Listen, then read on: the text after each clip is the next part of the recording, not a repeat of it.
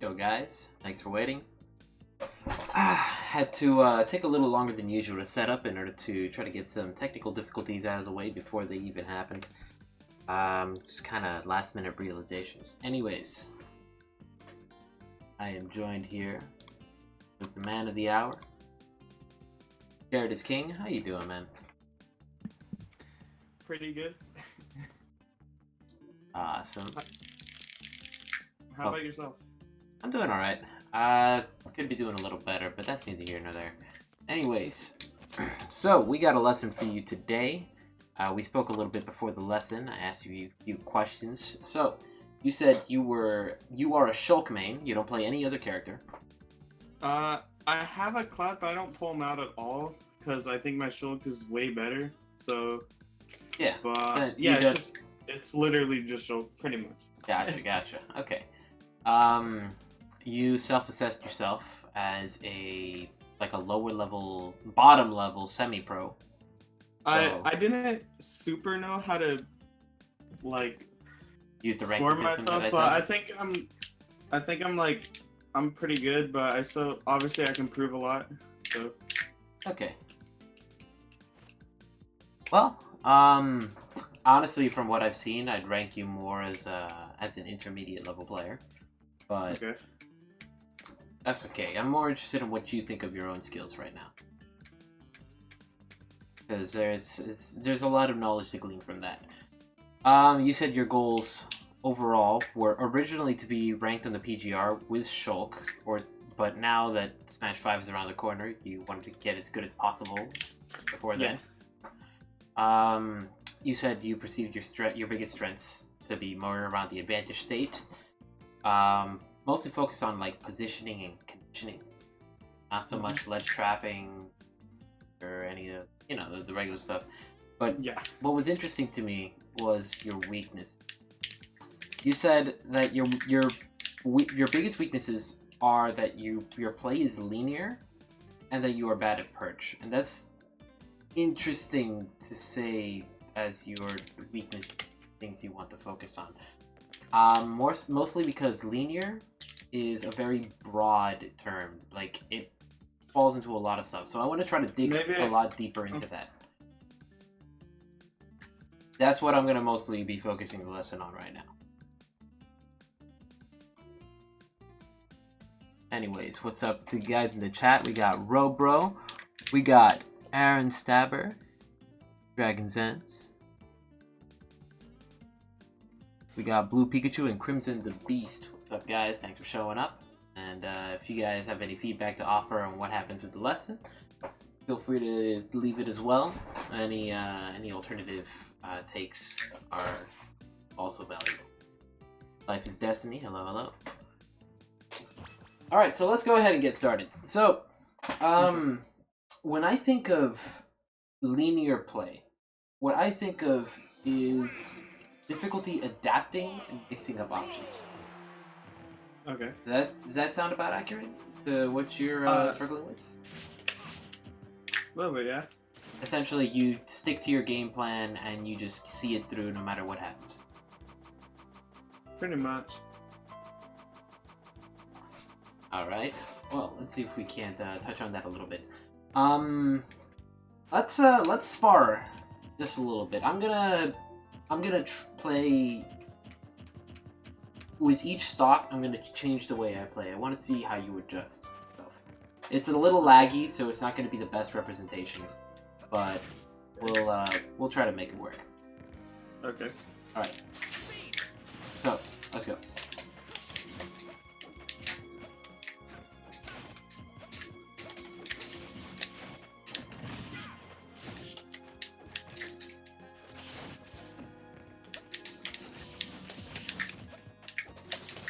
That's a lot of lag. Oh god. Yes. Sorry about that. That's fine.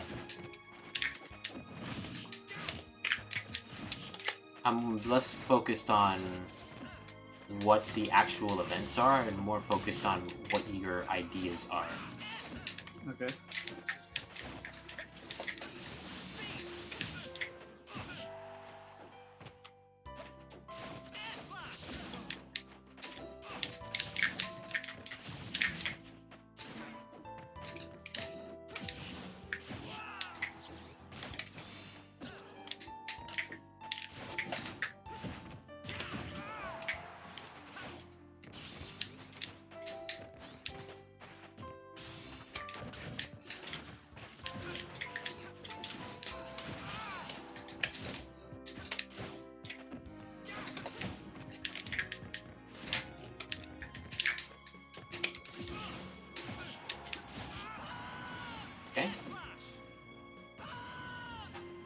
try that one more time.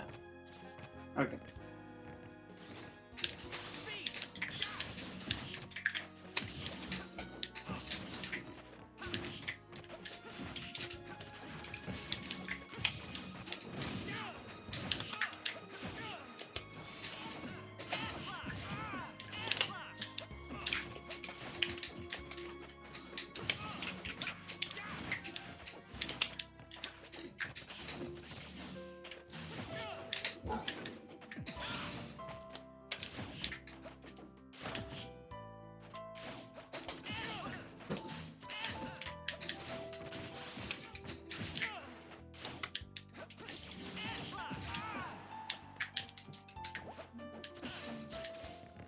Alright.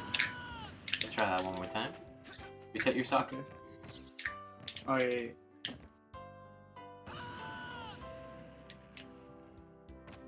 Alright, let's go.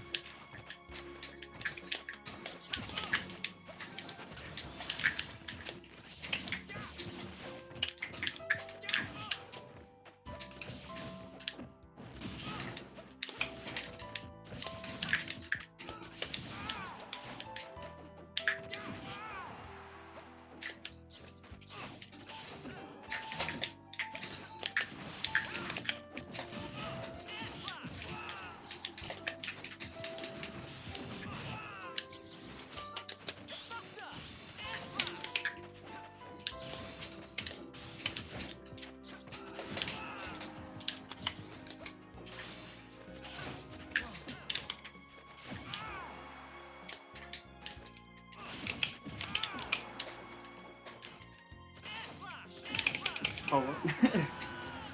Alright, Just like a and hit. one last stock. Okay.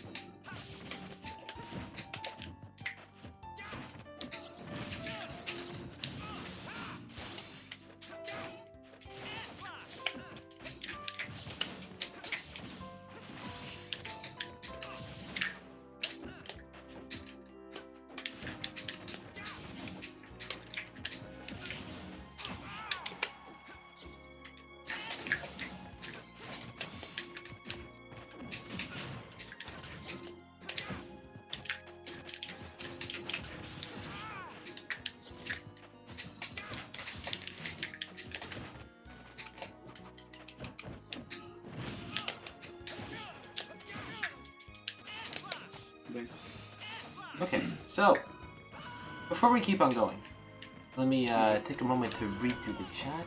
Double jump in neutral. Is it just me, or is it the ones I watch is always lag during lessons? I mean, yeah, there's lag, but that's not the point. Like we're not sparring for the sake of trying to like. There's a difference between practicing online and practicing offline, and this is a lecture more than it is a sparring session. I'm not exactly breaking down every single instance of what he's doing. I'm more trying to break down the thought process that he's going through and trying to help him improve on that. So when he plays offline, or even when he plays online, he can have a better idea of what he's going through, what be like decision making, things like that. Just planning in advance.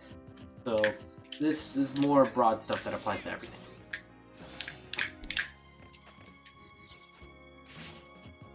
So, let me ask you, what did you think of each of the 4 different stocks that we just played? What changed? I mean, you were doing some different stuff. Like some of them you were fading back. Some of them you were playing like defensive. Some of them you were going in and you were committing a lot. So you caught on that, good. Hold on, just let me write something real quick in the notes.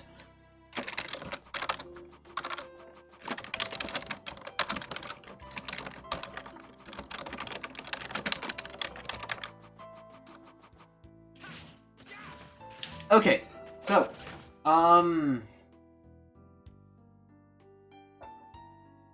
here's what I gathered from this. Each of the 4 different stocks I was playing in a different playstyle. Okay. In neutral, mostly. Neutral is what changed for the most part. For the first stock that we played, I was going all out. Okay. The second stock we played, I was playing rushdown. I was recklessly holding forward, pressing buttons. The third stock we played, I was playing passively. Letting you come in and overcommit, and then trying to punish you afterwards or trying to swing you away. And the fourth stock we played was me trying to play bait and punish. I would step in your range, take a step back, or like use defensive options to try to punish you afterwards. So, from what I gathered from this, when you play neutral, you generally play in a passive playstyle.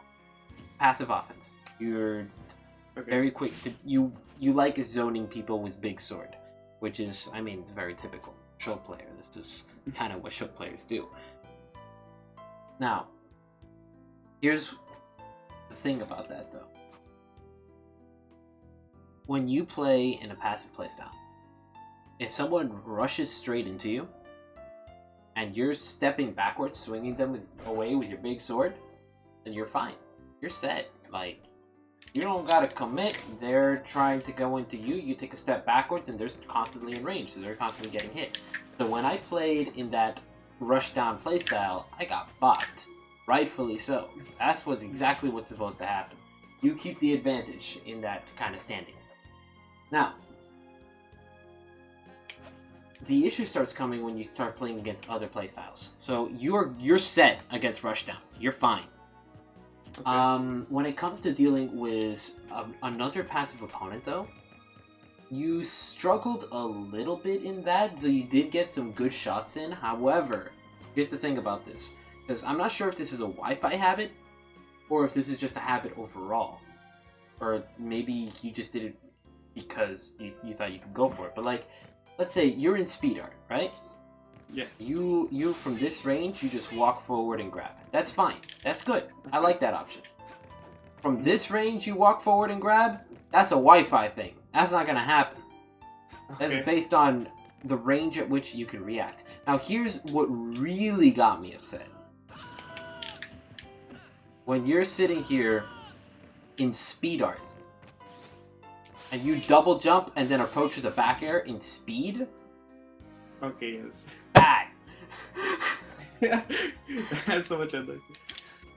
The reason I say it's bad is for several reasons. One, it's some of the most telegraphed things you could do, which is like, first off, you're double jumping, which is fine as a mix-up, but keep in mind that when you double jump, you lose the ability to double jump. Like, that's a resource you just exhausted. So if you get intercepted, then you're off stage without a jump. Now, number 2, if you're doing this from across the stage, it becomes very easy to telegraph. No, it becomes very telegraphed which way you're going and what you plan on doing. Like, from this point that I double jump, I can only move so far in this direction and so far in this direction. And if I fully commit to the drift here, then you know exactly where I'm... If I do that, then you know exactly where I'm going to land. And if you do that, I know exactly where you're going to land. And now part 3 of why it's not so good. If you're in speed art, your damage on shield, and thus your safety on shield, is reduced. Because your damage is cut by 20%. So this is... If I block that, I could punish you with whatever I want. Okay. That's free. So not only assuming offline, because on Wi-Fi it's a little more difficult. But if your opponent is playing passively, if they're playing like, it's one thing if they're like going to run away at every moment, because you can use an option like this to chase someone on the ground. Like, that's not too bad. If they have room to run and you think they're gonna run away, that's not too bad. But if they're staying put and they're reacting to what you're doing, like if I'm just standing here and you come at me with an advancing back air from across the stage, it's very easy to tell exactly what you want to do, and it's very easy for me to react. I can react to that coming from a mile away. Because like here's one of the best ways I can demonstrate it, okay? You know, it's very hard to react to someone rushing at you in speed art, right? But, here, I want you to spot dodge when you think I'm going to grab you, okay? Okay. You see how easy that was? Now, I want you to spot dodge when you think I'm going to grab you. You see how impossible that was, right? Yeah. That's the big difference. Like, when someone is close to you and you use these options, they can't react. Like, you could just rush them down from this distance and there's nothing they can do about it. Because when you have this zone around you, this unreactable zone, which is essentially a measure of how far you can put out a hitbox before your opponent can react if they're playing off raw reaction. Okay. That's about the... Offline, that's about the space you can cover within 19 frames. So right off the bat, any aerial is off the picture except for like a rising nair. A rising reverse nair. That's the only thing you can hit someone with off raw reaction if you start from the ground. Because you have the 5-frame jump squat, and then you have 13 frames of nair. That's on frame 18 that it lands. So yeah, if I'm standing right next to you and you try to react to this offline, it's not happening. You're getting hit. But if I, straight from the ground, do this, you're reacting offline. Online, maybe not so much, and that's where there's an issue. You strike me as the kind of person who is born and raised on Wi-Fi. Am I off the mark? I mean, I was born on Wi-Fi, but I go to locals now. Like, I've been going to locals for a year now, and I enjoy that way more, because offline is obviously way better, but I still play Wi-Fi. Okay. Oh, right, I didn't, hold on, let me turn on the bot for the guys in the chat. Someone tried using a command. Even though the command isn't very appropriate. It's, that's, like, the name for Monado Art Ledge Snap does not fit. Because it's not a ledge snap. This is a snap the damn ledge. Well, not that. This is a snap the damn ledge. This is a ledge dash. Well, when it comes out, it's hard on Wi-Fi. There you go. It's a ledge dash.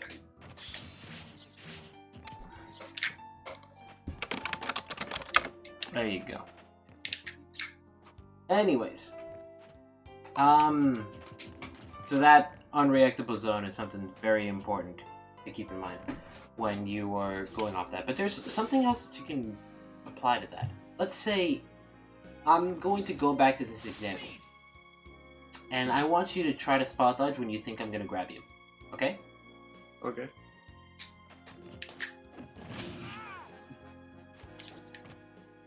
You see what happened there? Yeah. That is an example of misdirection. Okay. Essentially, the goal there is abusing the fact that your opponent is going to try to react to it and try to punish it. So like another way to do that, for example, is walk forward and perfect pivot backwards. Your opponent reacts to that and then you just punish them. You can get a lot of mileage with that. Yeah. So yeah, the reason that I mentioned the born and raised on Wi-Fi is that a Wi-Fi player's perception of reaction and of the unreactable zone is different from an offline player. So a lot of things that work for an online player will not work for an offline player. For example, choke mates. Very common Wi-Fi shulk habit is this, because it's really good, because shulk gets so much off of advancing there, it's absolutely busted when you don't kill yourself trying to do it. Anyways, it's absolutely busted, and you can't react to it on Wi-Fi. So Okay. Shulk gets away with it because even if the opponent just barely blocks, it's safe on block if they cross you up. So a lot of people get in the habit of doing that, and then there's not much that the opponent can really do about it, and Shulk players get away with it. But then they go to their local, and then on their local they're like, "All right, I'm gonna do this," and then they get bodied because you can react to it. Yeah. Okay, makes sense. So, it's something that you definitely need to keep in mind because there's a lot of stuff that you might get away with on Wi-Fi that will not apply to local play. If you want to excel in a local environment, you need to cut those habits out, even though they will make you worse on Wi-Fi. Okay. So, for example, advancing Nair, advancing back air when your opponent's playing raw reaction. Like, if you're pressuring your opponent and you think they're going to back off, like, you can get away with doing this. Like, there's nothing wrong with an advancing back air if you think your opponent's going to retreat. But if your opponent does not have room to retreat and is unlikely to retreat, you don't want to do that. And if you're in speed art, then, like, even more so, you don't want to go across the damn stage doing it because you're going to get bopped. Okay.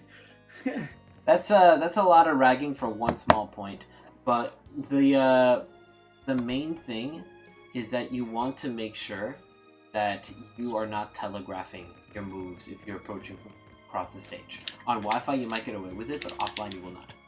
I really wanted to stress that point. So, moving forward from that, when I was playing passively, you picked a lot of offensive options. Like, you almost played Rushdown when I was playing passively. So I want to ask you about that. When you fight an opponent that's constantly playing passively, trying to wall you off, or just waiting for you, trying to force an approach and waiting for you to approach, do you get frustrated by that? Not really. I just like wait for my moment to strike, and then sometimes I just go in. I don't know. Okay, that's sometimes you just go in. That's what's worrying me. Okay. Because the thing about playing against a passive player is that you will not get far if you try to force a situation, because they have their defenses pretty well set. Like, they're playing across the stage, they can react to you coming, they can throw out a hitbox, or they can play defensively. Like, they can make that decision. They are in a perfect spot to deal with you approaching. So if you're trying to force something, you're often just going to be playing into their hands. You can't force something when the opponent is playing passively. You have, instead of trying to force an opportunity, you have to create an opportunity.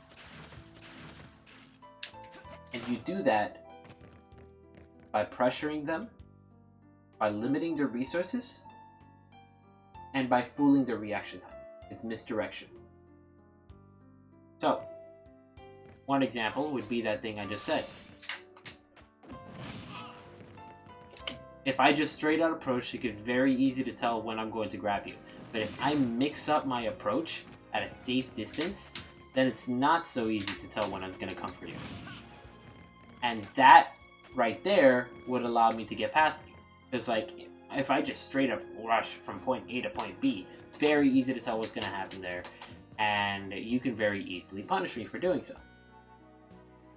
But if I take the alternative route, from point A to point B by way of C, then it's a lot harder. And even then, watch. Even if you get used to me doing this, like if you react to the perfect pivot instead, I want you to try that. I saw the action. You're on the right track. It's just Wi-Fi. Even if you get to that point where you can do that, right? Yep. Watch this. I want you to try to react to that again. Okay. Once you get to that point where they're expecting the bait, you could just do the original thing and it works. Okay. That's the beauty of it. If you condition them to expect the bait, then by doing the bait, first off, you are not committing to this bait. You are stepping back and you are reacting. But if you do conditioned them to be scared of it, to be aware of it to the point that they are always expecting the bait, then suddenly, instead of reacting to your approach from here, they are reacting to what you do here. And let me tell you, it is impossible to react to an approach from this position. This is how you can extend your unreactable zone. You condition them to, instead of expecting the approach from here, they expect it from here. What you're trying to react to here, and here is impossible, so they're playing right into your hands. That is the idea behind playing an active defense. Forcing your opponent to react, to be pressured by your presence, and react. And either they're reacting to what you're doing here, they're reacting to what you're doing here. Once they're reacting to what you're doing here, you can do whatever the hell you want. Mm-hmm. That makes sense.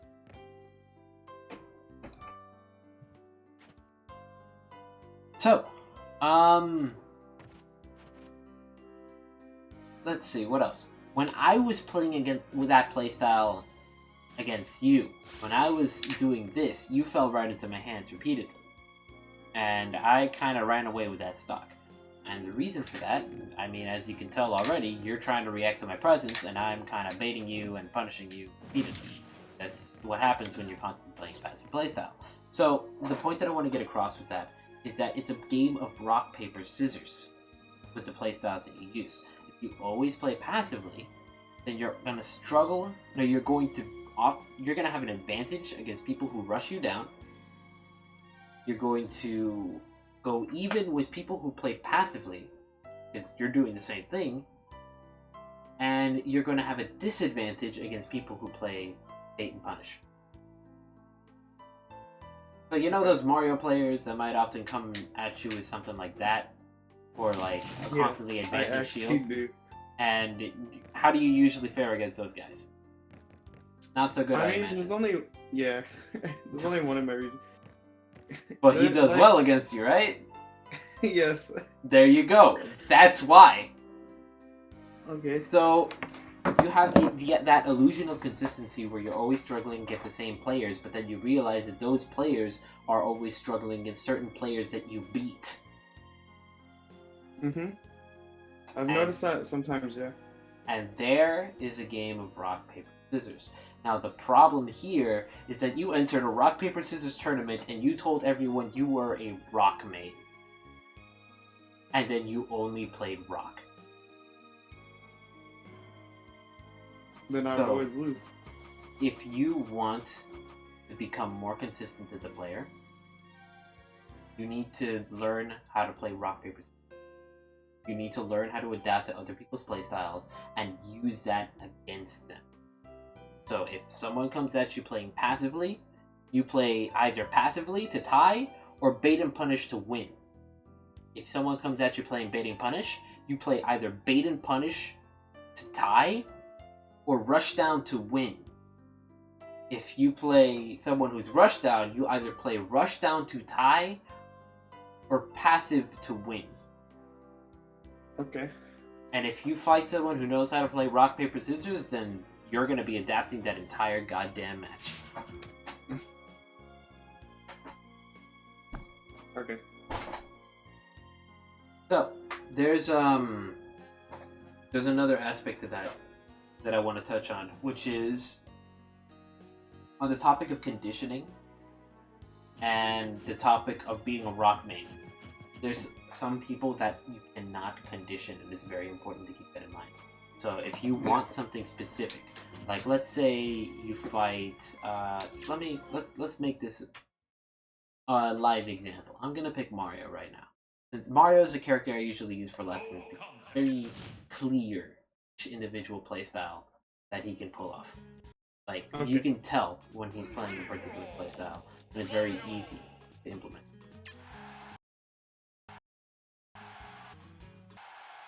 Does it matter what stage, or? I mean, I put Omega policy. I mean, Omega Elite 4 place. I just like the music. Okay, I'll just pick run. Okay.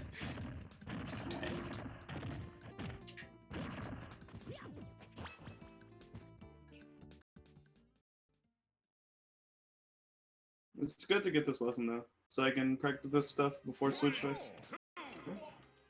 This isn't the kind of stuff that's gonna make you better in a day. This is the kind of stuff that you think about it, you work hard at it, and you're gonna get worse before you get better.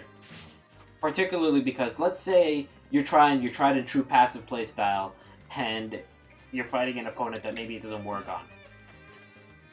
And then you switch off your tried and true passive play style to beat this, to try to rush down this guy who's playing bait and punish. And maybe your rush down's not so good because you don't have much practice with it. Or maybe you're fighting another passive player who's kind of overwhelming you, and you play in a bait and punish to try to beat them, but your bait and punish is lackluster because you haven't practiced it. You're gonna get worse. You're gonna struggle more, and then once you learn it, you're able to apply it, then you're going to see dramatic improvement. Think of it as climbing down from your plateau to the bottom so that you can climb a taller mountain. Okay. That's the kind of lesson that I'm trying to get across. So that immediate improvement might not come, but you take this to heart and you work at it, and it'll take you far. So, let's say you fight. What I was talking about was the conditioning thing. You're not always going to fight an opponent that can be conditioned. So let's say you're fighting Mario. Mario is a scary character to fight because he's got ridiculous combos. A lot of those combos start with a grab. Yes. So, against a Mario play, you might default to thinking, okay, I'm scared of grab. Yeah, so I'll just like battle at aerials. Yeah, so you're going to be playing So- anti-grab. So you're going to be jumping Yeah. and throwing out aerials and things like that. But what if Mario doesn't grab? What if the entire match he approaches you and just presses buttons?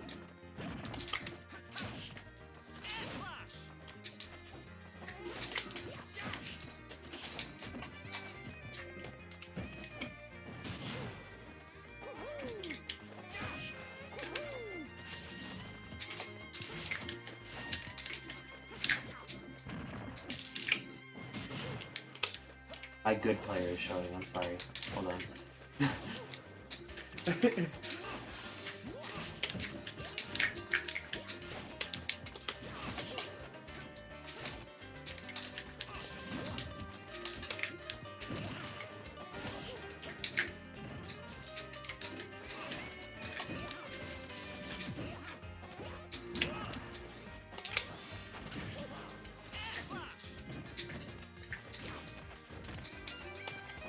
Now, here's the thing about that. About what's going on here. Since I'm pressing a lot of buttons, you're tying with me by pressing buttons as well. But at the same time, well, that was my good player showing, I'm sorry. But it's like you're scared of grab, but the grab's never coming. Okay. So he's gonna be pressing buttons repeatedly. You're gonna be pressing those buttons, and eventually he's gonna be shielding. Maybe he starts approaching with a shield,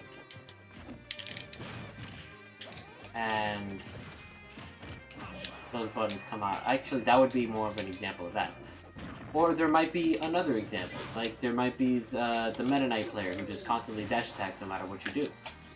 And you might be thinking, okay, it's not going to be working out too well, so I'm just going to block. And then he... Actually, no, here's a way of showing it with Mario. So, let's say this is a Mario player, okay? Reset your percent. Sorry, I got lost in the metaphor. I got it now. Okay, so, you got the Mario player. You're scared of his grab. You play anti-grab. This man, because you don't want to get grabbed, you're jumping, you're throwing your aerials. You're doing good in that respect. So, Mario comes at you only attacking. Okay.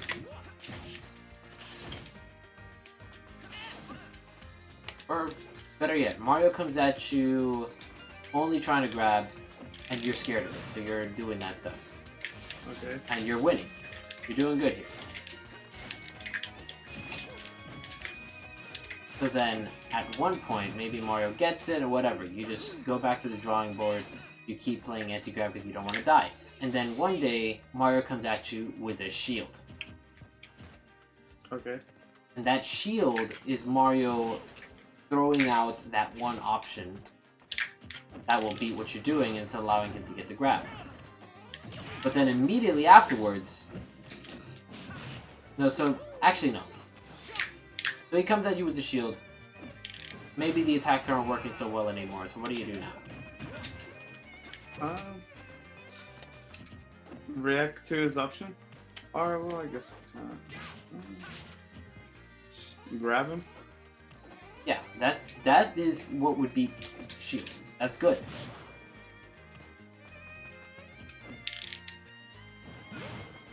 Now, let's take another example. What if this Mario you're fighting, who's throwing out these grabs, and then eventually comes at you with shield? What do you think is gonna happen next time he comes at you? He's gonna see what I'm gonna do, and then he's either gonna spot dodge, or like... I mean, alternatively, he's just gonna resort back to option 1. Oh, you're right. And then he comes again. And then he comes again. Okay, we're good, we're good. Alright, he comes again. Okay, he comes one more time. And it keeps happening. And he keeps grabbing. And then... Alright, we're good, we're good, we're good. That's how you do it. Alright, you're playing the anti-grab now. Good. Gotta keep he's gonna keep grabbing. What are you doing with your life? He's gonna keep grabbing. Alright. He's gonna keep grabbing. Okay, and now he's gonna... Oh, here's the shield. And then he records it for his 4 Glory combo video. And then next time he comes at you, what's he gonna do? He's gonna grab you! Uh-oh! And here's the thing. Because once you really take a step back and realize what's happening, now that I finally have my metaphor correct, instead of goofing it repeatedly, trying to fumble with my words, what's happening here is that this Mario is really doing nothing but grabbing you. But then one day, he comes at you with the shield because he knows that shield is what gets around the anti-grab. So, you're playing anti-grab, then he comes at you once with the shield, and then he gets to grab, and that's all he ever wanted in his life. And now that you're shook because you're thinking, okay, no, shield is on the table now, he goes back to default playstyle and starts going grab happy again. But here's the thing, he never really adapted. He just sprinkled it in. He's a rock main who decided to throw scissors in for good measure. If you really look at what I'm doing, it's rock, rock, rock, rock, rock, scissors, rock, rock, rock, rock, rock, rock, rock. Like, okay, you don't have to adapt. Okay. If you realize that your opponent, twice in a row? If he does it, like, it depends on the opponent. Like, I'm not taking this in a vacuum. I'm saying watch your opponent, watch what they do, watch what kind of player they are. If they're an adaptive player, then you have to adjust. You have to counter adapt constantly. You have to stay ahead of them. But if they're a linear player, you don't have to do that. If they get lucky once or twice, you're still winning in the long run. Okay. It's about consistency. So this Mario player, who's coming at you repeatedly, throwing out these grabs and getting a ridiculous amount of reward for them, one day doesn't get the grab, and then he keeps going for the grab and he keeps getting got. Alright, you're good. And he comes in with the shield, comes in, and then next time comes in with the grab, and you keep doing that, because even if he wins once, he breaks through your defense once, he's going to keep doing that if he's that kind of player. You do not have to adapt to an opponent who doesn't adapt to you. And it's very important you realize what kind of opponents those are, because not every opponent you fight is going to be able to be conditioned and is able to be... You won't have to be juggling these adaptations all the time. Also, in the end, you can really think of this. Well, no, not specifically in this situation. In the attack versus grab scenario, yes, it would both be active offense, but this would be more like active defense, and it needs to be handled in a different way. But here's the other thing. Let's say you fight a Mario who's equal parts shield and equal parts grab. This is very bare bones, obviously. There's different things happening in a match. But for the sake of the scenario, let's say you fight a Mario that's equal parts shield and grab. So that right there is an example of someone who plays both rushdown and bait and punish. And what you want to do in that situation is you want to play in a playstyle that beats both. Or that does well against both. And the best thing on the table, think about it. Let's say bait and punish bait and punish beats passive but loses to rushdown. Rushdown beats bait and punish but loses to passive. Passive beats rushdown but loses to bait and punish. So right now you're fighting someone who's playing both both rushdown and bait and punish. So what you want to do is you want to either beat or tie both rushdown and bait and punish. Okay. So let's break it down. What would beat a rushdown player? Active defense. Oh, active defense is bait and punish. But no, that would lose. Rushdown beats that. It's like, think about it. Alright. Yeah. Let's say I'm coming at you with this, trying to space around you, right? Trying to bait your options and then punish you afterwards. And let's say you get fed up with this and you just decide to straight up dash grab me before I even do this. How can I react to what you're doing if you've already won? Okay. Or like, let's say I rush you down with a shield and you just dash grab me. Not like from your reactable zone. I'm saying like you try to grab me from the point that I reach the center. Yes, like that. Go to the other side. Try to grab me from the point that I reach the center when I approach. There you go. And if I come in with a shield, there you go. Did the stream just die? I don't know. Yeah, it looks like it did. That's weird. Oh. Well, it's back now. Sorry about that, guys. So that's a little bit of how that works. If you rush down to your opponent, or even then, let's say another example. Let's say you're right here at my position, and I'm coming at you with a shield, and you rush me down with an advancing nair when I try to approach with this playstyle. Okay? Okay. Realize what just happened. Even though you missed, you gained stage control. And if you hit me, you would have hit my shield, which I would have been able to punish, and you take stage control. We traded. I'm on the ledge now, and even though no one took damage, I lost that exchange. Okay. So, breaking it down again. You're dealing with a Mario player who's playing both rushdown and who's alternating between rushdown and bait and punish. In order to win or tie with both, you need to play rushdown. Okay. So, Mario doing whatever the hell he's doing, he's either going to dash grab you, or he's going to rush down with shield, right? So if you rush him down, no matter what he does, you're winning, or tying. And you're forcing him to counter that. And if he's playing linear, then you're good.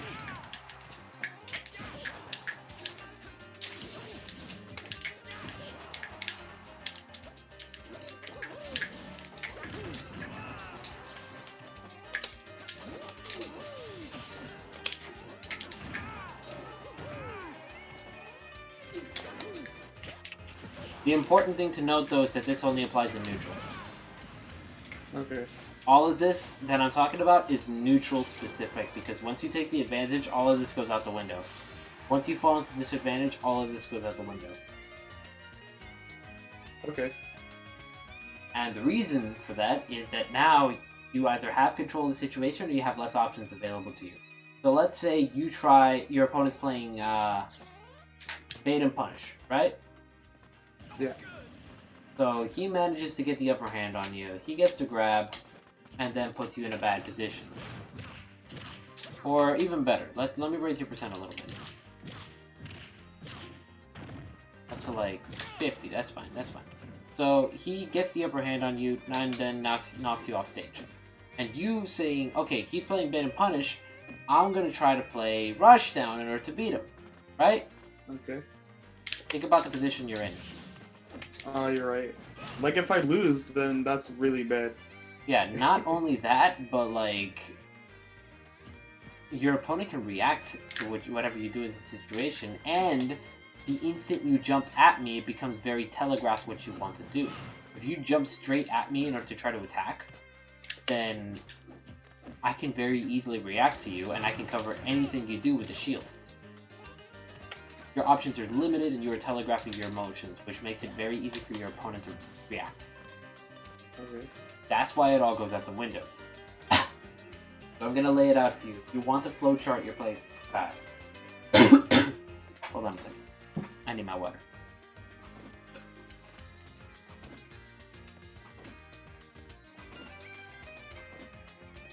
Okay. If you want to flowchart your playstyle, when you are in neutral, you want to take the advantage. When you are at disadvantage, you want to reset to neutral. Mm-hmm. Because if you reset to neutral, you're back at level ground, you have all your options available to you, you're no longer telegraphing yourself, and you're free to adapt to your opponent however you want. Yeah, that makes sense. And when you take the advantage, when you're in advantage, your goal is to hold on to the advantage as long as possible. Because when you think about it, the longer you're in advantage, the longer you can keep your opponent at a disadvantage. And the longer the opponent's at a disadvantage, the less options they have to fight you. Which means the easier it is to hit them, and the more damage they get put on them, and the more likely it is that you can hit them with a kill setup. Okay. Keep them in there as long as possible. You don't have to overcommit. You don't have to take a step out of the way. Because, like, even, like, you could just lay it down in multiple steps. Like, you have your opponent at the ledge, right? If you overcommit to something, you give the man the ledge. And now you're off stage. And now you're in a bad position. And you didn't have to do any of that. You could have just stayed on stage. Because let me just show you what could happen. Let's say you back off, right? What's the worst that can happen if you back off? The opponent gets back on stage. He's still at the ledge. You're still at an advantage. So I want to do advancing back there because you have nowhere to go. Yeah, don't do advancing back here in this position because I have nowhere to go. So that's the thing about it. Like, you don't have to overcommit when your opponent is at a disadvantage. All you have to do is keep in mind the options they have in covering. Because once you're in this position, honestly, you could just throw out Malk back airs all day and there's nothing I can do about it. What am I gonna do? Like, I have to get off the ledge. I'm either gonna stay in this position, be at a disadvantage, or I'm going to try to break through you, and then you can cover my overcommitment. And then I can. My only option there is to slowly push you forward, or to catch you out. And the worst that'll happen in that situation, instead of you falling into a disadvantage, is resetting to neutral. That's what's very important about consistency. The concept of risk-reward that goes into there. 3 factors you need to factor in when making any decision. Risk, reward, chance of success. Risk, what happens if I mess up? What happens if I get caught? What happens if this option fails? Reward, what happens if this option succeeds? What do I get in return? And chance of success, how likely is it that this option will succeed? How likely is it that it will fail?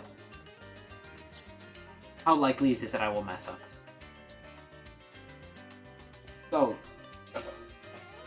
for this situation, let's say Mario's at the ledge, and you read a neutral get up, and you decide to go for that up smash.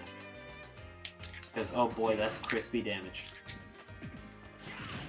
Now let's talk about that. Assuming I was at 7%, you're at 97%. What's the risk? What happens if you mess up? It won't have killed. It, like, well, okay, you're saying if I missed? Yes. Well, I mean, like, if he would have jumped or rolled, I'm at the ledge now. And he's got all this stage. Well, that's looking at it lightly. You're at 97%. I could probably kill you. Oh, you're right. So, risk is you lose the advantage and you're probably dead. Reward is like a couple percent. Like maybe that is not really good. 20%.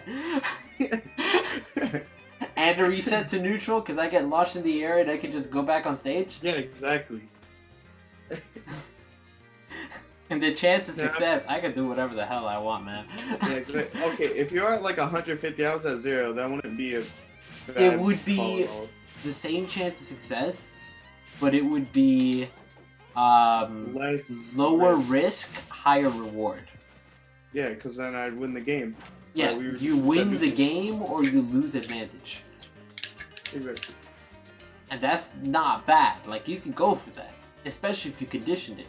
That conditioning it would increase the chance of success. Because, like, if it's completely random what I'm going to do, then whatever. But, like, if you zoning off, you condition me to go for that, then whoop-de-doo. Like, it's more likely I'm going to go for that neutral getup.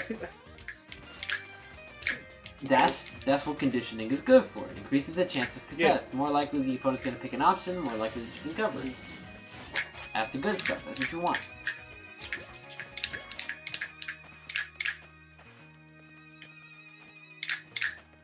So, that's what comes into making smarter decisions. But in general, let's focus on the first point that we made. With the reason that we went into all of this, which is that you want it to be less linear. Yeah. What goes into being less linear is the ability to adapt. You want to, instead of just playing your playstyle, you want to play to stop the opponent from playing their game. Especially as the character's adaptive as Shulk, who might struggle to be oppressive. You want to win neutral, and through winning neutral, take the advantage and use that to play linear. Because once you win neutral and you take the advantage, you can just run away with the game. If you can hold that advantage. If you play optimally in the advantage state, you got it. That's free. That's video game. Like, you put them at ledge, you turn on Buster, you zone them with your passive playstyle you love to do.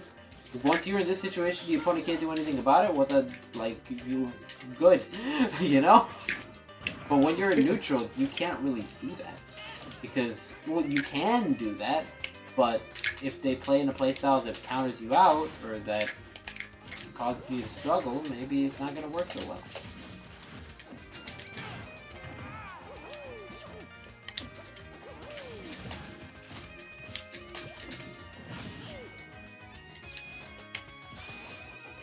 And once you start adapting to your opponent and covering what they do, and pressing them, then congratulations, you no longer play linearly. Okay. So let's talk a little bit about the other thing you wanted to work on. You said you were bad at perch. What specifically are you bad at perch? I don't know. I think it's just like the percents. Maybe I just had to learn percents, but Shulk 101.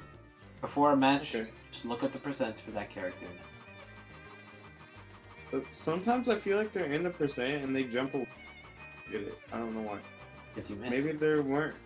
Well, I mean, they shouldn't be able to jump away though. I mean, rage also plays a factor. If they're in percent, they shouldn't be able to jump, right? Like if they're in the percent. If they're in percent, and like, well, there is a factor that some characters, like the percent is listed there, but it's also very broad and like it neglects the holes in the percent. Like for example, against Mario, there's a lot of holes.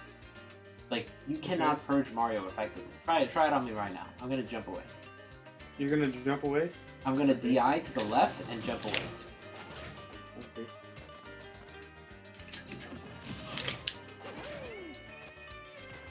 Try buffer deactivation.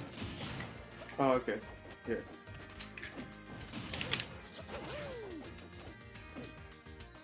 This is not happening. How come? Because Mario stretches his hurt box when he double jumps. Mario moves in a strange way. So sometimes, in the percents where it should work, he bends his body out of the way. Like Shulk sort of? When he jumps backwards? Sort of, but Shulk isn't one of those characters that falls out of it because he just is caught. Mario is really hard to perch. Pikachu is really hard to perch. Pikachu is one of the most noticeable. Because that scrawny little mouse just twists and torts out of the way. What's the easiest character to perch? Like DK or something? Donkey Kong is really easy, Rob is really easy. Okay. So big heavy characters? Or just Not big necessarily, because Bowser's impossible to perch. Okay, yeah.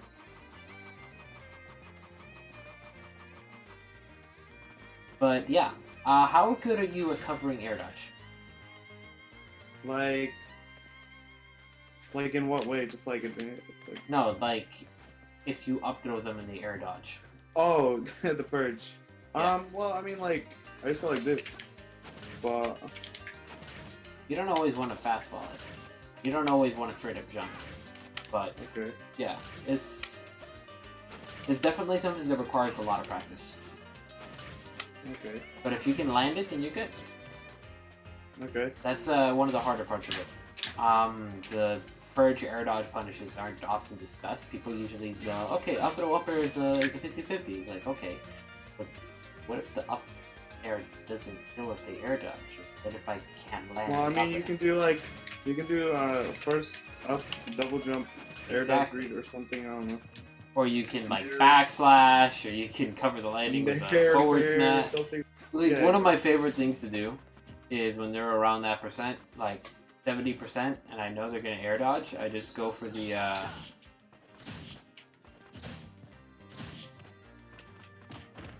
you go for the thing, like you read the air dodge and then you just forward smash the landing. Oh, especially really? near the ledge. Well, if they drift behind you though, they can punish you. Yeah, but here's the thing: if they buffer an air dodge out of an up throw, they're stuck. And if they land low, like the only characters that can drift out of an air dodge buffered out of hit stun are Ness, Lucas, and Mewtwo. Okay. Every other character cannot do that. Okay. So like you can air dodge and you can still like move around as those characters? Yes. Or like here's the thing. I'm gonna raise your percent, okay? Okay.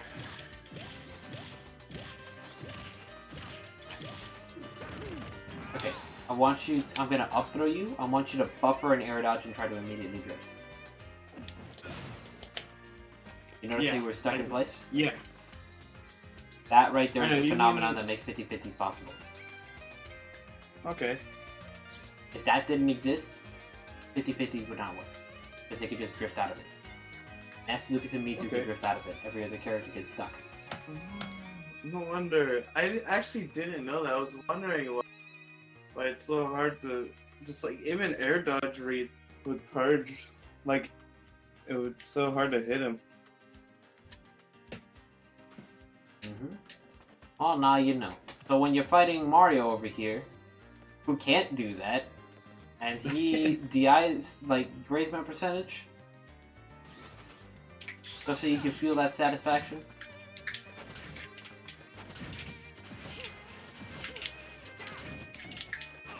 Okay, we're good. You turn on jump art, and then you up throw, you read that air dodge. And do what? Just forward smash. Forward smash my landing. Okay. Well.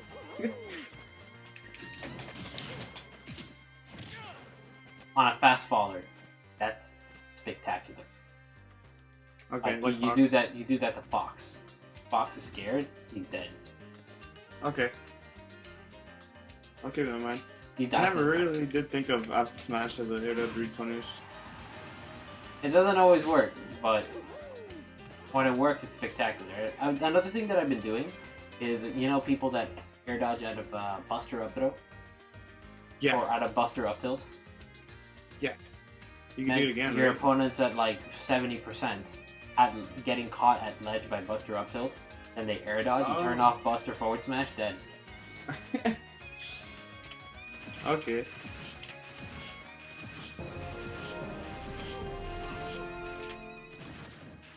Yo, we got a host? Yo, Doughboy HQ with 14 viewers. Thanks a lot for the host. Much appreciated. For those of you just turning in, we are finishing up a lesson right now with Jared is King, choke player, looking to get that good before Switch Fest comes around. How you doing? What was the stream? What's you guys coming here for? What's up, Doughboy? Thanks a lot for the host. Much appreciated, man. Sadly, you're catching the tail end of the stream, though. We are just about to finish up.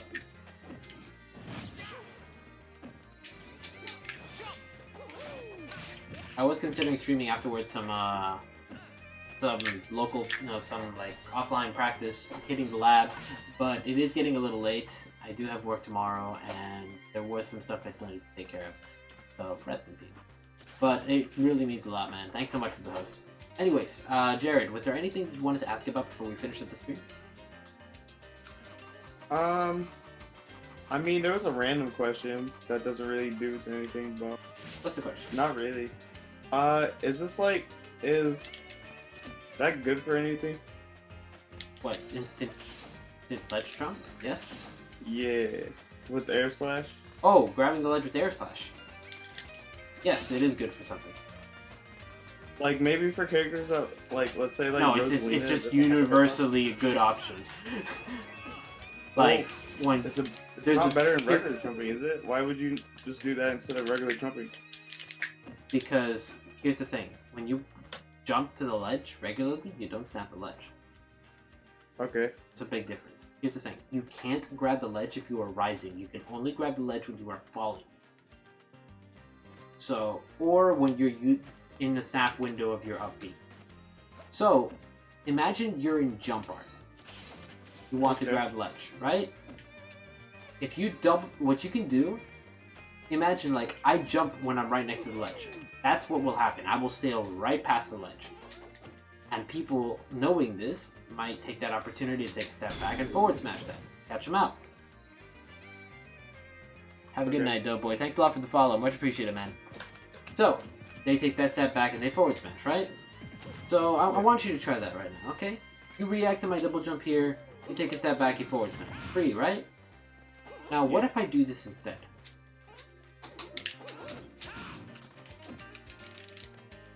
Ahead. You got a free ledge option. I get a free get off the ledge free card. It's beautiful. Joel can do this extremely effectively in jump art, because imagine you're jumping right next to the ledge and then you immediately up B to snap the ledge. Okay. That's a little low. Try it right next to the ledge. You mean like... Or... I mean, What do you like, mean? you're doing this. Like, you're double jumping and snapping it from, like, the low end. I'm talking about, like, jump to where you would normally jump over the ledge. And then cancel that jump with the up B. In jump art, it's most, like... Here, let me switch to Shulk real quick to demonstrate. Okay.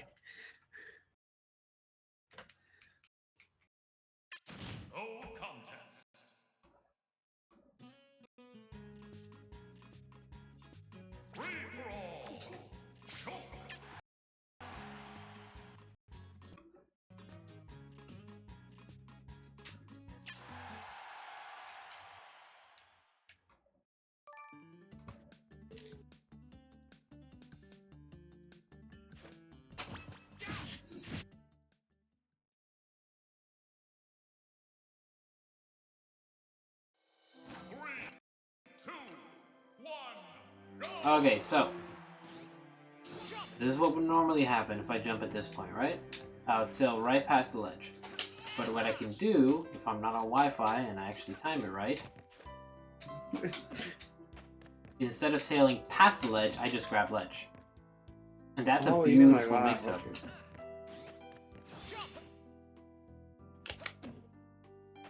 This is something I do all the time. And it's one of the best ways to get off ledge crucial. To grab ledge crucial. The mixes up people so hard. And it's so safe. I've never been punished for doing this. Except against like except if I mistime it against like Mario Flood or something like that. Oh, okay. Anyways. But also like trumping with it too. Yeah, I mean you can trump with it, but you could also just do that. Yeah, exactly. That's what I was saying. Like, why would I trump with that?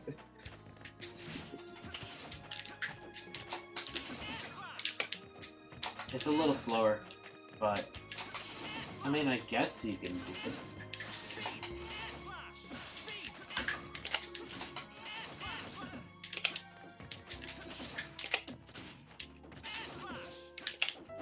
But if you can just do it without, then it's even better. There's no delay. It just takes some practice. I have a hard time doing it in speed art, but speed art is just hard. Here's how I set it up in speed art, okay? You got three ways. Right? Slip edge. Yeah. Perfect pivot to ledge, do that motion. Or roll to ledge, do that motion. Or pivot, do that motion. Oh, I didn't know about that one.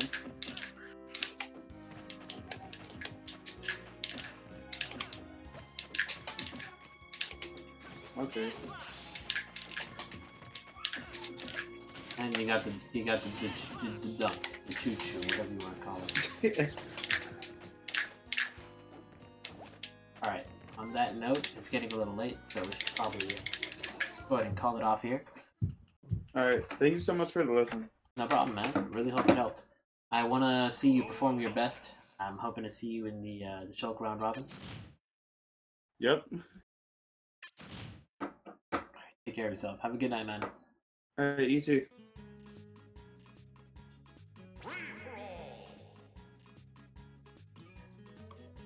Anyways, that lesson was given as a very late reward for the Shulk backslash compendium that we had in March of last year. So this is a year later that Jared is King has finally decided to claim this. I do offer lessons like these personally tailored to the people who ask for them for $20 an hour. So if you are interested in a session like this, tailored to you, whatever character, mostly focused on fundamentals, but I can do whatever, just let me know. We'll get that sorted out.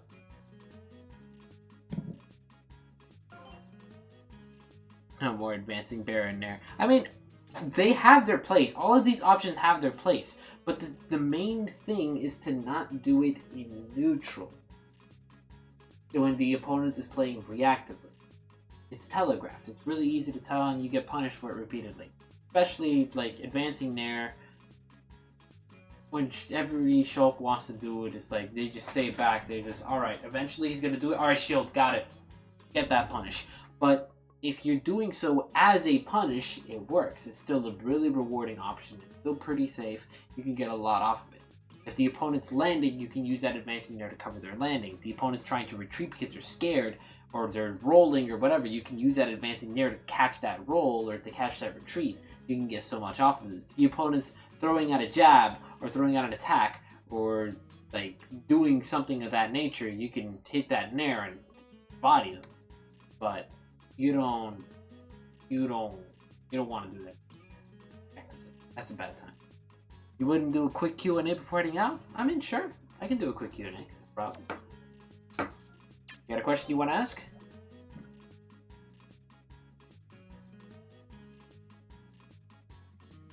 What's up, A-Stars a second? How you doing?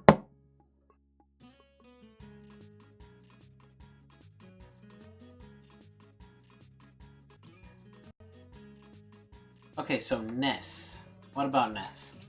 He's okay. He's a cool guy.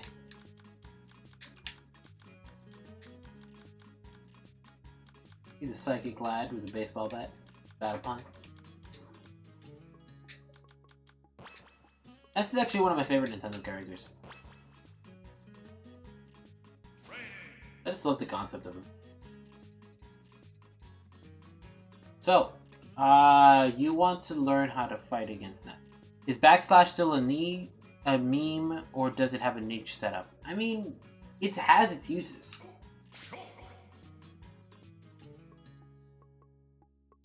Like, let me go ahead and pull out Ness here, for example here.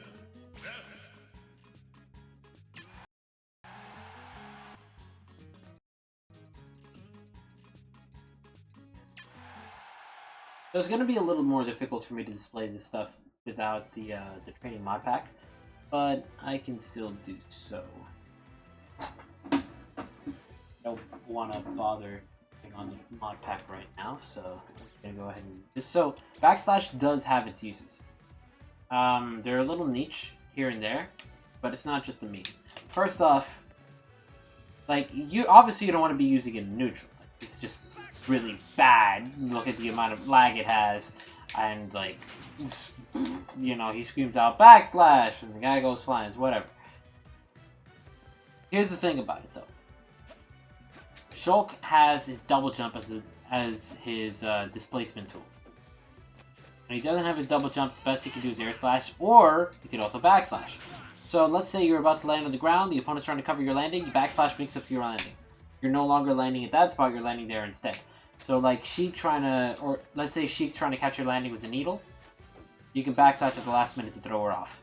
Or Diddy Kong's trying to catch your landing with a banana, you can backslash and throw him off. That's not the most recommended use, but that is a use. Now let's talk about actual practical uses. So, backslash does more damage when you hit their back. It's backslash, which is obvious. So, most attacks, when you send them off, they go flying forward. So it's not very practical to send them off with that and try to string into a backslash. But when you back throw, they get sent facing away.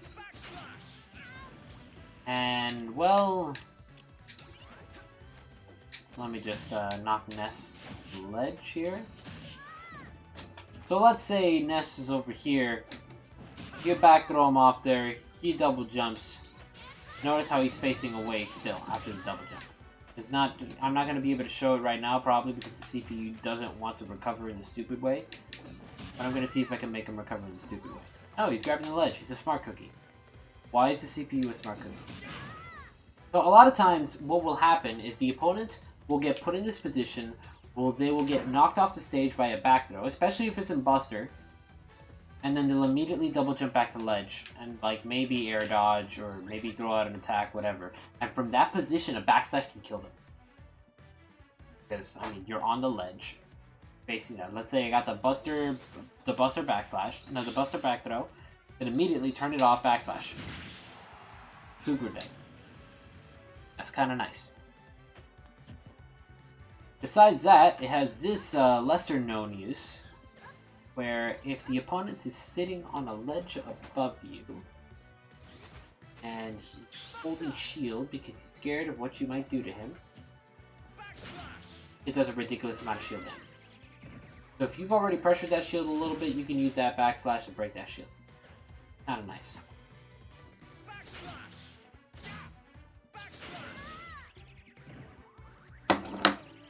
Beyond that, it's a pretty decent tool as an air dodge punish. So like, let me set the CPU. Oh, let me raise this percent first. After this, I'm gonna answer your question. Let's say 90% here. Set the CPU to attack.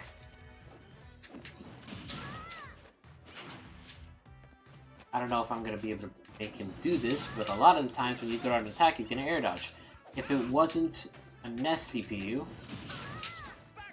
a lot of times if you throw out that air dodge up in the blast zone, he's going to air dodge, and the backslash is going to outlast the air dodge. I can't really display it right now. It's not something you want to do against Ness, because he can drift out of his air dodge. But it's not a bad option. Especially if people are scared. They get stuck there, you jump up, you backslash, you're dead. So it's pretty good for covering iframes. It can break shields in certain positions. and it's a powerful up stomper after a back throw. A lot of people try to get test you there and they die. I've gotten some top players with that. It's nonsense. Beautiful. So, he wants to grab me. How do I fight this and can I fight him off stage? Okay, so you're fighting against a Ness. You want to play anti-grab. Here's how you do it. Think about it. You're fighting a Ness. No, you're fighting grab. So grab beats shield. If you're shielding, you get grabbed. So maybe that's not so much what you want to do. If you're trying specifically to beat grab, you want to play with attacks mostly. You want to stay off the ground. You want to be throwing out attacks. He cannot grab an attack. Use attacks that are safe on shield, then he will never be able to grab you. So Buster Art is really good at playing anti-grab because he takes that stupid field stun.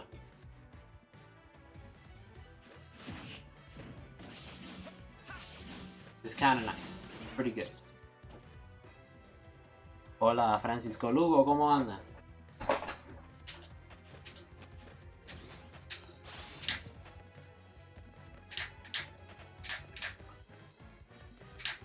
So, generally you want to play off the ground, you want to be throwing out attacks. Buster Art is really good. Beat Art maybe not so much, but you can actually get a lot of pressure with that. So, Buster Art's your friend. Don't play linearly, don't get grabbed, don't use attacks that are unsafe on you. And I challenge up you with a dare. I wouldn't do it with a dare. Here's how I would challenge up B personally. You knock Ness off stage. He wants to recover. He prepares for that up B. You use a move that can always catch him. Use something with range. Personally, I love Air Slash for that purpose. Because you can always tell when Ness is going to be coming back to stage. When he sets up that up B. As soon as he starts going for it. Oh, it's hard to tell against his CPU because he does it wonky. More Ness should take use from that. But here we go. Right when it's going to hit, you prepare that up B, Ness dies. There's nothing you can really do about that. And even better than that, you put Ness in the position where he has to use this up B. You could just fair him. Knock him further away. He can't recover from that distance. He's dead. Don't try to be fancy with it. Don't try to dare it. Just fair Air Slash. When it comes to using Air Slash at ledge, remember, you buffer the second slash, you will auto sweet spot. If you don't want to sweet spot the ledge, if you don't want to snap the damn ledge, you hold down.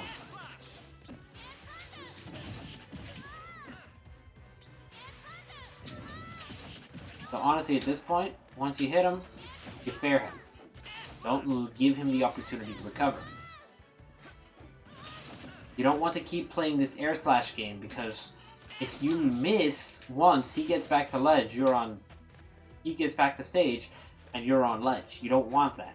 So, you use it to put him in a position where you can fair him, then you fair him, and then he dies. Can't you just counter his up B? Not necessarily. Shulk's counter isn't very good for that. If he's in the right position, you can, but Shulk's air counter is kind of bad. And it carries the momentum with it. You see, right there. It carries the momentum with it. If you stay level, then you can. But honestly, in a lot of the situations, you really just don't want to take that risk. Like, even then, it's just very unreliable. You get it, yeah, Ness dies. But I'd rather just be guaranteed to get the kill instead of taking that huge risk. Just Air Slash.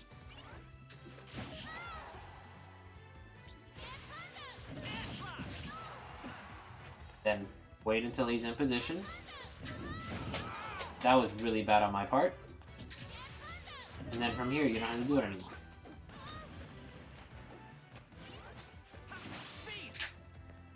How am I coming back from that? What do you mean? Coming back from what? Or are you talking about Ness? Yeah, no, Ness is dying. Oh, jeez.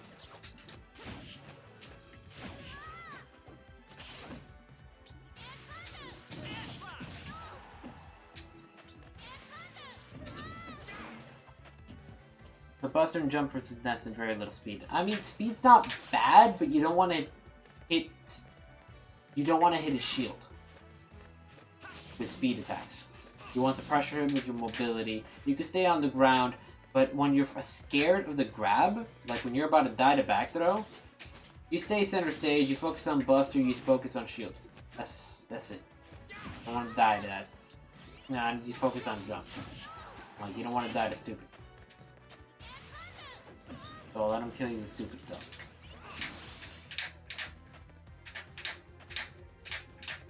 If you're comfortable with your mobility and speed, if you cannot be reckless, then you're good. Just don't jump into him stupidly and get bodied for it. And if you're in jump art, make sure you're zoning it. Retreating attacks are safe on shield.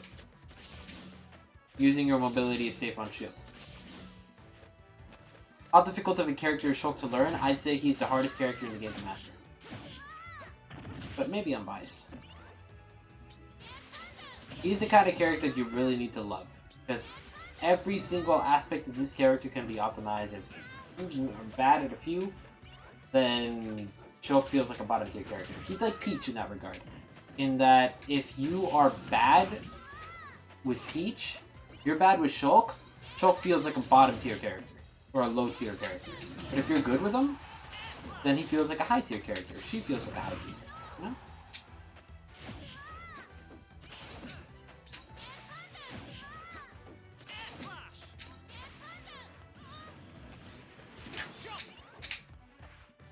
He's definitely top 5 hardest. I'd say even top 2.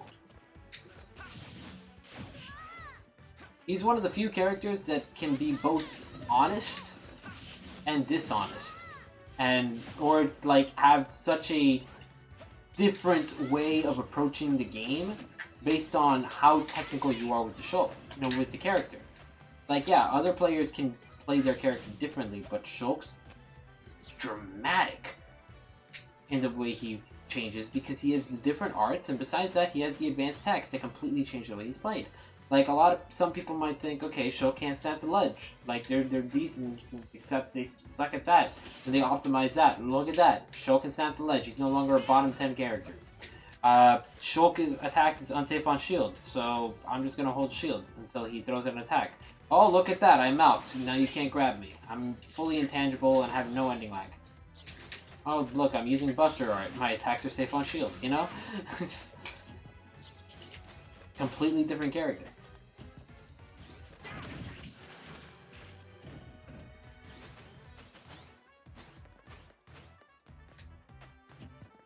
Hottest Smash player? Man in the mirror, you know? I don't know.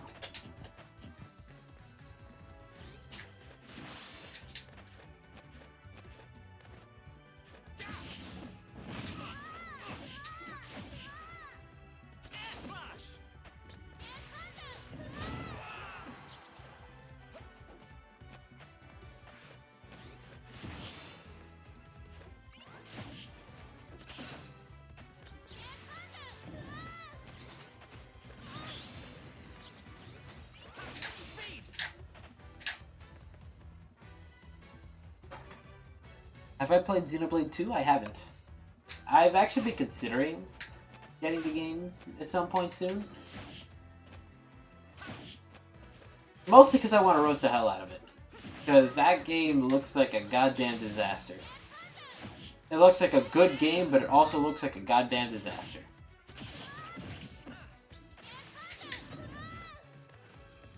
Is Dare even possible? I mean, it's possible, but you don't want to risk that. If you're fighting Ness, you're dealing with Yuppie, you don't want to be in a... You don't want to take risks. Because, like, yeah, you can hit Ness with a Dare, but, like, at the same time, what if you get clipped by the Bark? And the Dare doesn't come out and you die?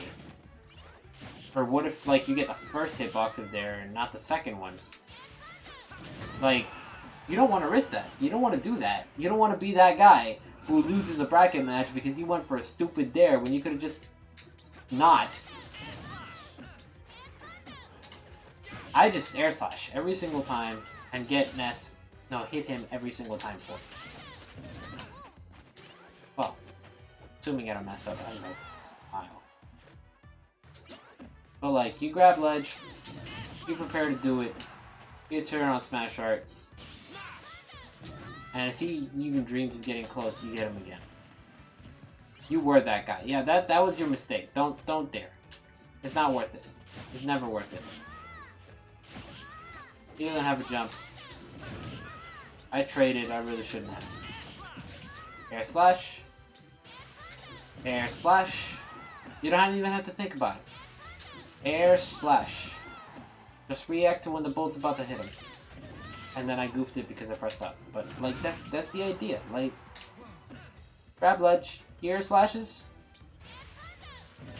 No, he does that. And you hit him with the good, and you keep hitting him with the good. Practice it. Fight the Nest CPU. You have to do what I'm doing.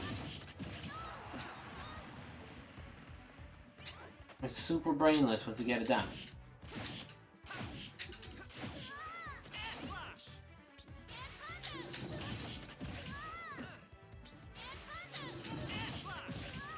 Because you don't have to think about it. You just got stupid range.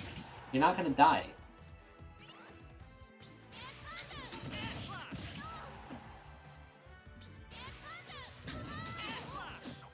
And if you're too slow once, yeah, whatever. You just keep putting them in the same situation. And then once you put them at the range where you can manage to get back up, at this point, he either dies or he gets faired. And dies. Like, he has no options left. What combos work with Shulk? I mean, Shulk has... I'm not sure what you're referring. You mean like what does he have in terms of his hit for combos? He's got quite a few. Mostly centered off Nair. He's got it depends on the art. Like every art changes his combo kit, but like starting off Nair, he's got Nair to jab. Didn't come out of the true combo for some reason, but I swear it is. Nair to forward tilt, Nair to down tilt, Nair to up tilt, Nair to grab, Nair to imagination, really. Air combos a thing. Almost everything. Got Nair to forward air at higher percents. Nair to fair can kill someone off the side.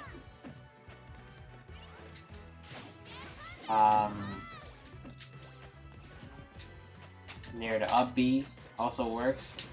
Buster art, you got stuff like low percent, and a lot of characters you have down tilt, down throw to down tilt. Got a lot of the same combos going on later. Nair to F smash is the thing. You can turn off Buster in order to make it kill. Talking about things that don't center off Nair. You have some strings starting off of like down tilt. Not necessarily combos, but you can get some good damage off of that. You have some pressure off tilt, like that. Not necessarily true combo, but you can get some 50-50s off of those situations. You got a lot of strings off of throws. So you got your Nair, you got your throws, you got your zoning tools, and you can make a lot work with just those. The fact that you get some 50-50s off your down tilt, you can actually get kill off of, especially if you're in like jump art. You get that down tilt fair, they're dead off the side. Let me see if I can demonstrate that right now. Just barely missed. But like, you got some nasty stuff with that.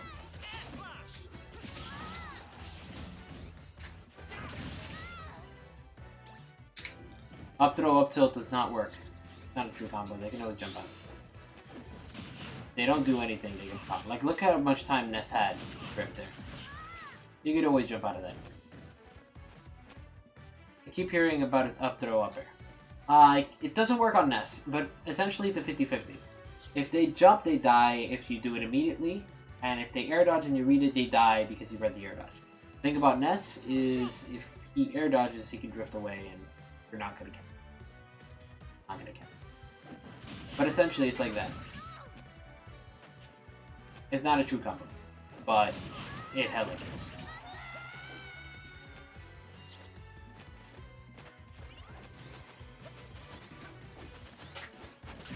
Oh yeah, also, he gets a lot of crazy combos if you mix in his advanced tools, like Malk.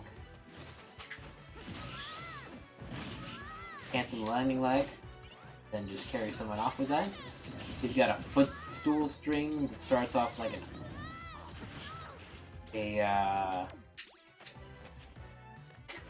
up air like that. You get the footstool, you get the down air, and you reset. Or you can do the same thing off an air. I'm not so good at it, but kind of nasty. There you go. Then off of that, you could potentially like string into speed art and get some stupid damage. Like carry someone off the side, or like at this percentage, you could do something like Malk the smash and then up air off the top.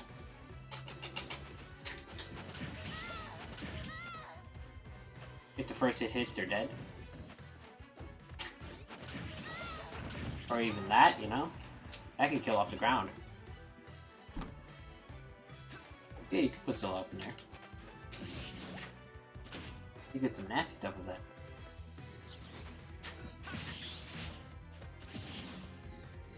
Or like one of my personal favorites. Oh wow, Ness went for that immediate up B. A lot of characters, what ends up happening there is like you go for that nair dare, they double jump because they can't up B immediately to ledge, and then they get footstooled and they die. That's a nasty. Then you got things like that. That's a true combo. Can't do anything about that. Or even you can like hit the first hit of that into an up smash. A nice little string. Nair to dare is true, yes. The footstool, maybe not so much.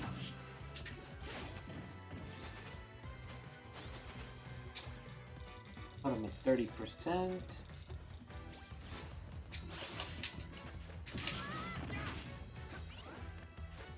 Look at the two. That was only the first hit, but it's a true one.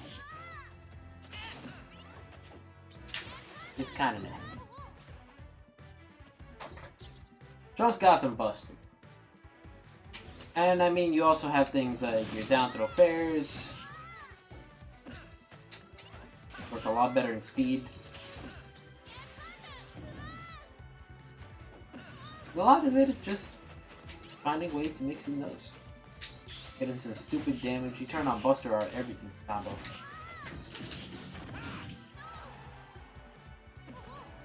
Do I have a secondary? I'm picking a Pikachu. I think Shulk is solo viable, except for the fact that he loses hard to Sheik. If it wasn't for the Sheik matchup, he would be solo viable. But Sheik is an uncommon top tier character. You have a Sheik in your region, then rip your pepperonis. You have a good Sheik. Because like Shulk can beat Sheik, but like Shulk can't really do too well against optimal Sheik. If you have an optimal Sheik in your region, then good luck. Have fun. Don't die. I'm picking a Pikachu for that matchup because I feel that Shulk does not have the tools to win this game. If it wasn't for Sheik, I would keep playing Shulk. But I'm picking a Pikachu. Is there videos for percent of this beautiful? Which one? You meant the Nair to Dare? That's something I developed personally. I haven't made a video on it, and no one has really picked up on it, so.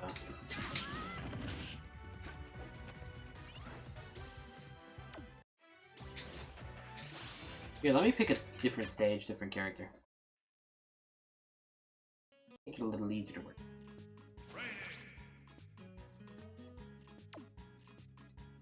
Let's say...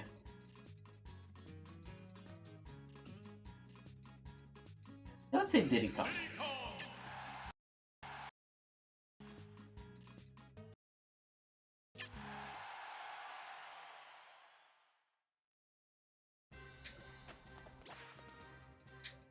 not my favorite song.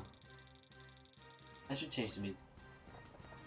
But generally it works from like 30 to 50, sometimes to 60%.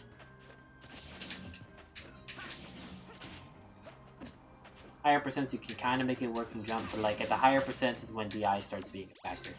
But before that, it's not really a factor, they just die. You can kind of gauge when you have to fast fall, based on where they get hit, and then honestly, they just die.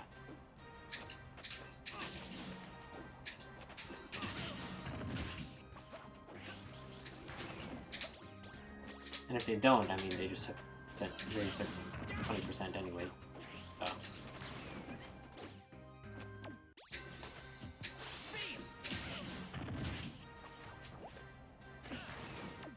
Let me get a little better at this.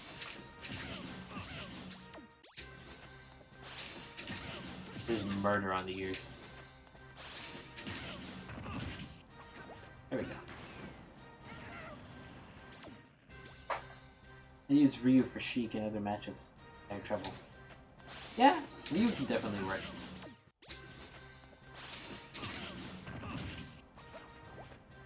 What do I feel about Roy as a competitive character? I think Roy is aggressively mid-tier.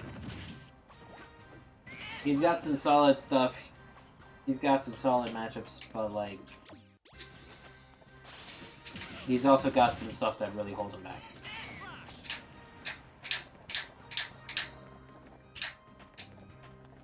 I think he's a solid pick though. Especially if you have characters that cover his weaknesses. I couldn't exactly tell you what those weaknesses are. Then you can definitely make work with that. I don't think he's bad by any means. I just think he's not oppressive. He's got some really solid stuff going for him. I've seen some Roys do messy stuff. He's just not a character that's well represented. And he requires a lot of effort for not quite as much gain as some of the higher tier characters. I think his cap is... I don't know. I don't know. He's got some solid stuff in his kit. I couldn't tell you exactly where it caps. I couldn't see it going as high as Corrin's cap, but...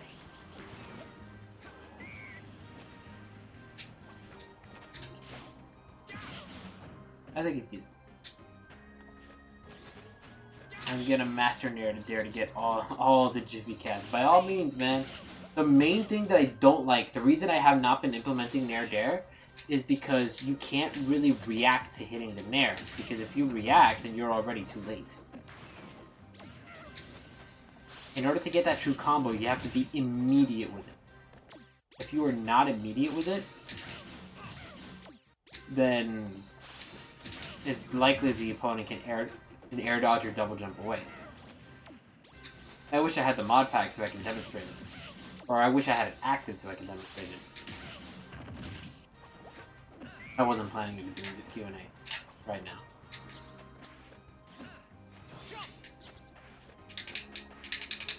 I'd say when it comes to practicing stuff, you definitely want to focus on practicing what'll give you the biggest gain with the least effort. So for the longest time for me that was fundamentals. Like just meditating on the fundamentals of the game, practicing different play styles and applying them. Things like that. A lot of stuff that I taught in the lesson. But other times it's things like polishing Malk or learning different techniques or like practicing the buffer deactivation, set up the kill. Like that. That'll get you Jiffy Cats. That'll get you far. That's a kill confirm. The Nair is also a kill confirm, but the difference between that and the Nair is that you can react to that. You can't react. You can't react to Nair there. You can't react to hitting the Nair. You can't hit confirm. You can hit confirm forward smash. But it is really cool. And then, of course, you want to talk about other stuff. You want to talk about Jiffy Cats. You want to talk about real stupid things. There was a setup I practiced where if the Diddy Kong jumps away from that point, I don't know if I can get the Diddy Kong to do this. What are you taunting for?